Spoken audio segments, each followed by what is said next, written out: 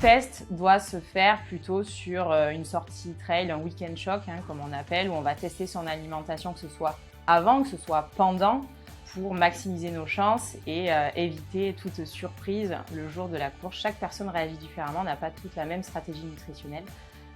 Donc, au même titre qu'on va s'entraîner pour performer avec différents types d'entraînement, avec un plan d'entraînement, mais c'est la même chose niveau de la nutrition. On a un plan de nutrition et on va le tester en amont pour essayer d'être au top le jour J. De manière générale, effectivement, notre système digestif va avoir du mal en fait, à gérer tous les aliments parce que tout l'afflux sanguin est mobilisé vers l'appareil locomoteur, que seuls 5% de l'afflux sanguin est mobilisé vers le système digestif.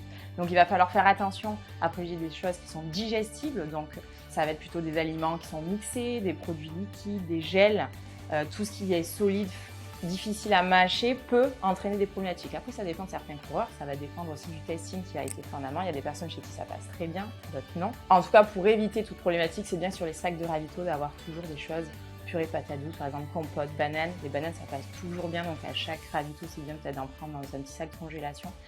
Mais au moins des choses faciles à digérer, une boisson d'effort, bien sûr.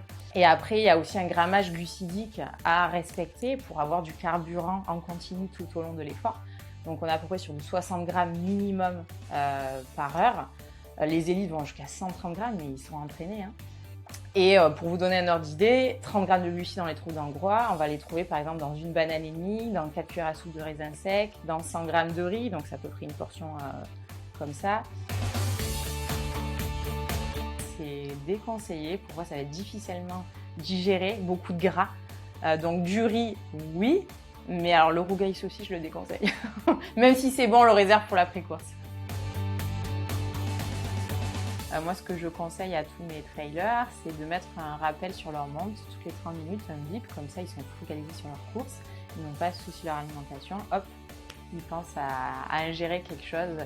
Le but, c'est d'ingérer régulièrement quelque chose en petite quantité. Pareil, c'est toujours la même problématique, comme le tube digestif n'est pas à même à manger des grosses quantités, il vaut mieux du coup y aller progressivement, des aliments mixés, faciles à digérer.